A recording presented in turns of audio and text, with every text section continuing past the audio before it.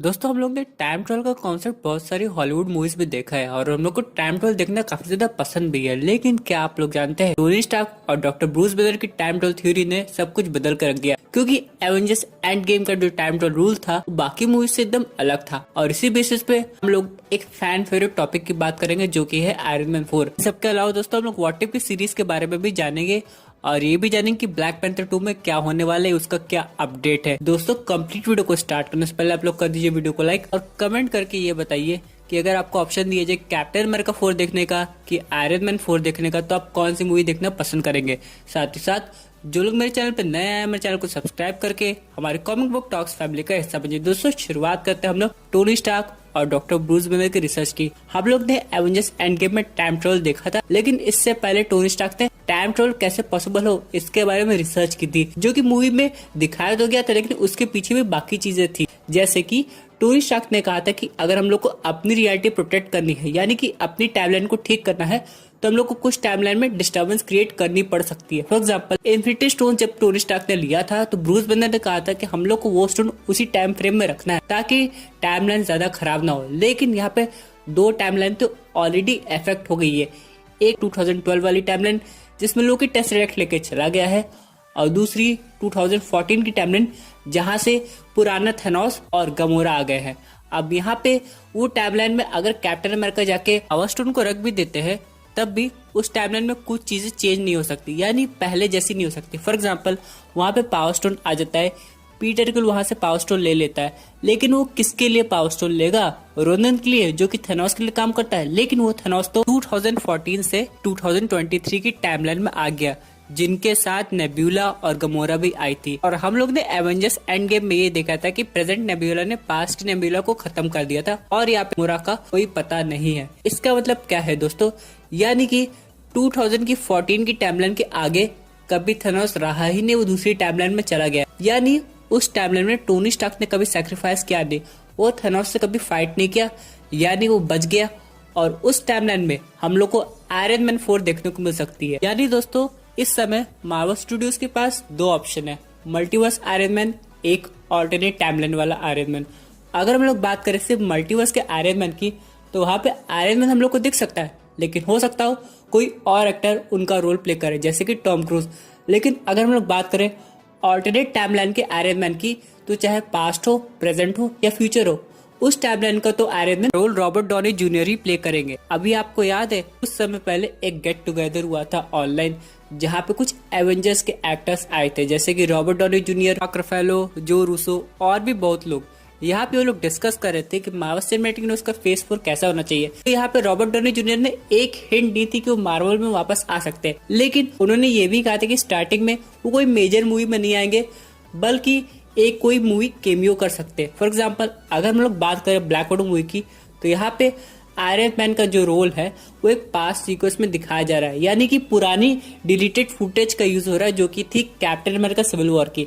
यहाँ पे खुद रॉबर्ट डॉनी जूनियर अलग से जाके स्पेशली अपना रोल ब्लैक विडो मूवी में रिप्राइज नहीं कर रहे हैं। लेकिन अगर बात करें आयरन मैन 4 की, तो जो रूसो चाहे या फिर केविन फेगी चाहे तो ऐसा हो सकता है। लेकिन यहाँ पे क्वेश्चन आता है, सिर्फ आयरन मैन 4 के लिए हम लोग उस टाइमलाइन पे फोकस क्यों करेंगे? तो यहाँ पे यही से शुरुआत होती है आयरन मैन के एक इम्पोर्टेंट विलन की, कैंग द कॉन्करर। अलग टाइमलाइन को कॉन्कर करना है, चाहे वो पास्ट की हो चाहे फ्यूचर की हो। अब यहाँ पे एवेंजर्स ने टाइम ट्रेवल करते हुए कुछ टाइमलाइन में डिस्टर्बेंस क्रिएट कर दी थी, जिसपे से सबसे ज्यादा इफेक्ट हुई है 2014 की टाइमलाइन। अब यहाँ पे आयरन मैन तब भी जिंदा रहेगा, क्योंकि कभी उस टाइमलाइन में थेनोस एग्जिस्ट नहीं किया, वो इस टाइमलाइन में आ गया था। तो वहां पे कैंग द कॉन्करर को उस टाइमलाइन को एक्वायर करना काफी ज्यादा मुश्किल हो जाएगा। फॉर एग्जाम्पल अगर हम बात करें बाकी टाइमलाइन की, तो उस हिसाब से जिस भी टाइमलाइन में थेनोस है वहां का टोनी स्टार्क ने अपना सेक्रीफाइस कर दिया होगा। लेकिन जिस टाइमलाइन में थेनोस है नहीं, तो वहां का टोनी स्टार्क होगा अर्थ को प्रोटेक्ट करने के लिए। और कैंग द कॉन्करर के लिए सबसे बड़ा प्रॉब्लम इस समय वही है, इसलिए यहाँ पे कैंग द कॉन्करर हो सकता है आयरन मैन 4 मूवी में विलन हो, वो भी किसी दूसरी टाइमलाइन का, और उस टाइमलाइन में उसकी फाइट टोनी स्टार्क से भी हुई होगी, जिसकी वजह से उसे कुछ समझ में नहीं आ रही होगी उस टाइमलाइन में उसे इतनी प्रॉब्लम क्यों हो रही है। बाकी टाइमलाइन तो अक्वायर कर लिया, तब उसे पता चलेगा कि 2023 की टाइमलाइन की वजह से टाइमलाइन में डिस्टर्बेंस क्रिएट हुई है, इसलिए हो सकता हो वो 2023 की टाइमलाइन में आके अपना रूल करे। यहाँ पे फिर क्या पता 2014 की टाइम का आयरन मैन करंट रियलिटी में आ जाए। लेकिन ऐसा तब होगा जब वो कैंग द कॉन्करर को हराना चाहेगा। यहाँ पे दोस्तों मल्टीवर्स की बात एकदम खत्म हो गई है। यहाँ पे टाइमलाइन की बात हो रही है जो आगे जाके एक साथ मर्ज हो सकती है, या फिर क्या उस टाइमलाइन का कैरेक्टर प्रेजेंट टाइमलाइन में आ सकता है। क्योंकि दोस्तों अगर हम लोग बात करें सिर्फ मल्टीवर्स के कॉन्सेप्ट की, तो तभी स्टार्ट होगा जब doctor strange multiverse of madness हम लोग को देखने को मिलेगी। इसी के साथ दोस्तों बात करते हैं अपने अगले अपडेट की, जो कि रिलेटेड है व्हाट इफ की टीवी सीरीज से। आप लोग जानते हैं दोस्तों व्हाट इफ के सीजन 1 में पहले के 10 एपिसोड दिखाए जाएंगे जो कि रिलेटेड होंगे मार्वल सिनेमैटिक यूनिवर्स की मूवी से। तो अगर हम लोग सबसे पहले एपिसोड की बात करें तो वो है 2008 के आयरन मैन की। अब यहाँ पे उससे रिलेटेड ऑल्टरनेट चीज दिखाई जाएगी। यहाँ पे व्हाट इफ की टीवी सीरीज को जो भी डिस्क्राइब करेगा उसका नाम होगा वॉचर। वही बताएगा कि एक ऐसी रियलिटी भी है जहाँ पे स्टोरी लाइन कुछ अलग तरीके से दिखाई गई है। लेकिन सबसे इम्पोर्टेंट बात यह होगी कि इसके लिए रॉबर्ट डॉनी जूनियर का वॉइस ओवर भी होगा आयरन मैन के रूप में। अब यहाँ पे हम लोग ने कुछ व्हाट इफ टीवी सीरीज का ऑलरेडी ट्रेलर देखा है, जैसे कि मार्वल ज़ॉम्बी, उसके बाद कैप्टन अमेरिका का ऑल्टरनेट वर्जन जिसमें कैप्टन अमेरिका को सुपर सोल्जर नहीं बल्कि पैगी कार्टर को सुपर सोल्जर सीरम मिला था। इन सब के अलावा दोस्तों हम लोग ने ये भी देखा है कि टचाला अगर पीटर जेसन कुल की जगह ले लेता है तो कैसा दिखाई देता है। तो दोस्तों अभी भी पूरे एपिसोड रिवील नहीं हुए, जैसे कि यहाँ पे आयरन मैन 3 में ये दिखाया जा सकता है कि क्या हो आयरन मैन के साथ डॉक्टर ब्रूस बैनर हो। और यहाँ पे अगर हम लोग बात करें कैप्टन अमेरिका सिविल वॉर की, तो यहाँ पे ये दिखाया सकता है कि अगर थॉर और हल्क है तो कौन से सुपर हीरो की तरफ से फाइट करेंगे, टोनी स्टार्क की या फिर कैप्टन अमेरिका के। इन सब के अलावा दोस्तों उसके बाद जब सीजन 2 आएगा तो हम लोग को बाकी के एपिसोड दिखाए जाएंगे। यानी अगर उन लोग को स्पाइडरमैन या फिर एवेंजर्स इन्फिनिटी वॉर और एंड गेम अलग एपिसोड को देखना है व्हाट इफ की टीवी सीरीज में, तो हम लोग को कुछ टाइम को और वेट करना पड़ेगा। इन सब के अलावा दोस्तों बात करते हैं अपने अगले अपडेट की, जो कि रिलेटेड है ब्लैक पैंथर 2 मूवी से। यहाँ पे जो एक्टर शुजी का रोल प्ले करती है उन्होंने ये कहा कि ब्लैक पैंथर 2 की कोई पॉसिबिलिटी नहीं लग रही है, क्योंकि वो अभी भी चैडविक बोसमैन सर को मिस कर रहे हैं। यहाँ पे इसका मतलब ये है दोस्तों कि ब्लैक पैंथर 2 भले आएगी लेकिन अभी 2022 तक उसका कोई चांस नहीं है।